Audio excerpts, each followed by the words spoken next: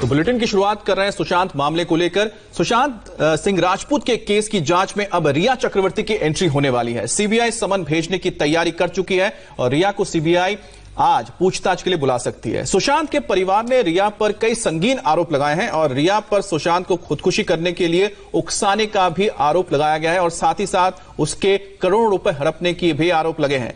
सिद्धार्थ पिठानी, दीपेश सावंत और कुक नीरज से पूछताछ में सीबीआई को कुछ नहीं पता लगा है और कई सारी बातें भी नहीं सामने आई हैं। यही वो लोग हैं जो सुशांत के साथ आखिरी वक्त में उनके साथ थे। उनसे पूछताछ में सीबीआई को कुछ ऐसे बातें पता चली है जो इस केस में काफी अहम माने जा रहे हैं। ऐसे में माना जा रहा है कि अब पूछताछ की बारी रिया चक्रवर्ती की ही है।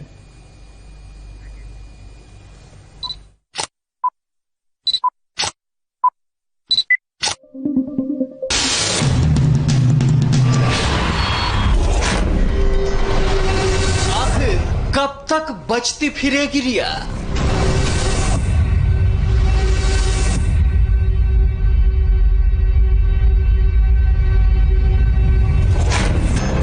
कब तक सीबीआई के शिकंजे से दूर रहेगी रिया?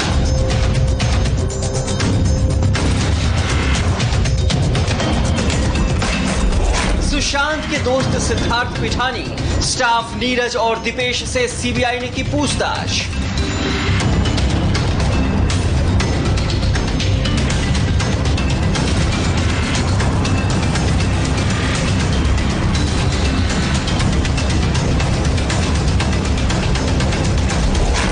अब रिया चक्रवर्ती की बारी।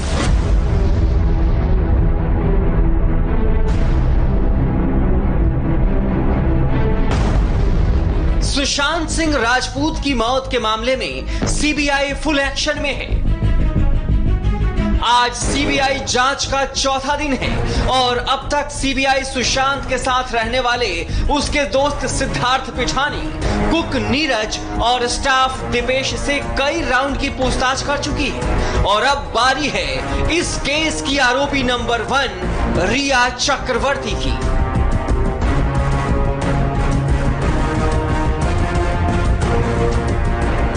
आज सीबीआई रिया चक्रवर्ती से पूछताछ कर सकती है। सीबीआई रिया को समन भेजकर पूछताछ के लिए बुला सकती है।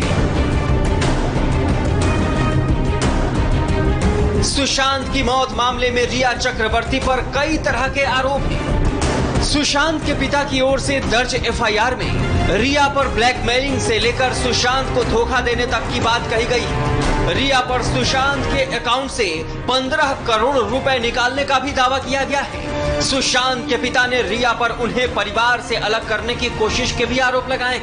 सुशांत के पिता का कहना है कि रिया सुशांत को किसी से मिलने नहीं देती थी।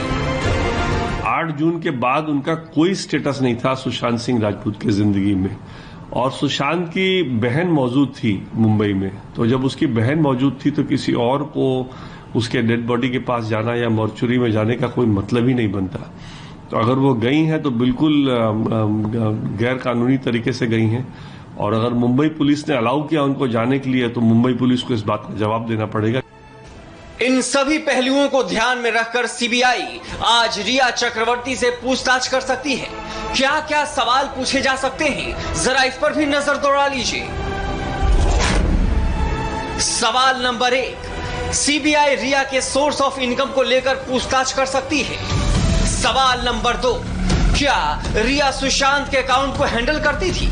इस पर भी सवाल हो सकते हैं। सवाल नंबर 3, रिया पर सुशांत के अकाउंट से 15 करोड़ रुपए निकालने के दावे पर भी पूछताछ की जाएगी। रिया से सुशांत को डिप्रेशन के दावे की सच्चाई पर सवाल पूछे जा सकते हैं। सवाल नंबर 5, रिया से 8 जून को सुशांत के घर से जाने का कारण जान सकती है सीबीआई। सवाल नंबर 6, 8 जून को सुशांत के साथ क्या कोई कहासुनी हुई थी? इस बारे में भी सवाल किए जा सकते हैं। सवाल नंबर 7, 8 से 14 जून के बीच रिया और सुशांत के बीच क्या कोई बातचीत या फिर मैसेज हुए थे और इस दौरान रिया ने किस किस को फोन लगाए? सवाल नंबर 8, सुशांत की मौत की खबर सबसे पहले रिया को किसने दी? सवाल नंबर 9, सुशांत की डेड बॉडी देखकर रिया ने सॉरी बाबू क्यों बोला? इस पर भी सवाल पूछे जा सकते हैं। सवाल नंबर 10, महेश भट्ट के साथ रिया के चैट के सोशल मीडिया पर वायरल स्क्रीनशॉट की सच्चाई के बारे में सवाल किए जा सकते हैं। यहां जिस वायरल स्क्रीनशॉट की बात कही जा रही है, दरअसल दावा यह किया जा रहा है कि वो स्क्रीनशॉट रिया की महेश भट्ट संग एक चैट का है। वायरल चैट को देखिए खुलासा हुआ कि रिया ने खुद ही सुशांत को छोड़ा था। सर, आयशा आगे बढ़ रही है, दिल भारी है, राहत भी है।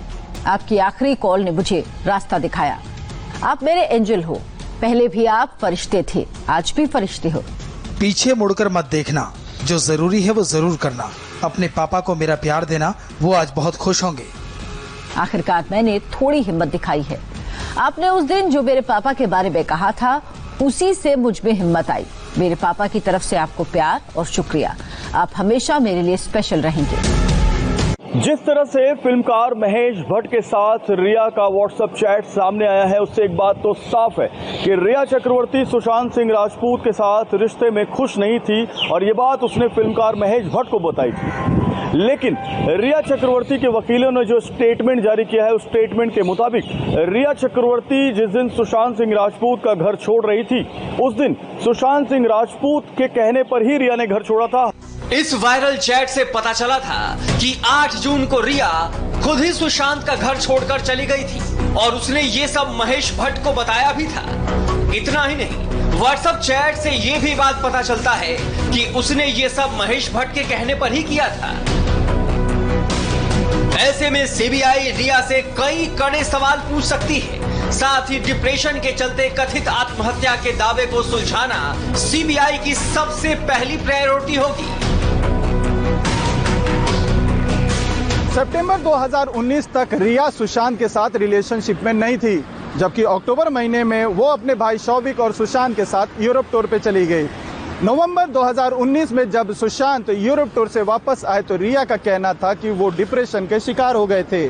अब सीबीआई इस एंगल से जांच कर रही है कि यूरोप टूर पे जाना रिया की एक रोमांटिक टूर की प्लानिंग थी या एक सोची समझी साजिश जिसके तहत डिप्रेशन का शिकार बताकर सुशांत की हत्या की जा सके।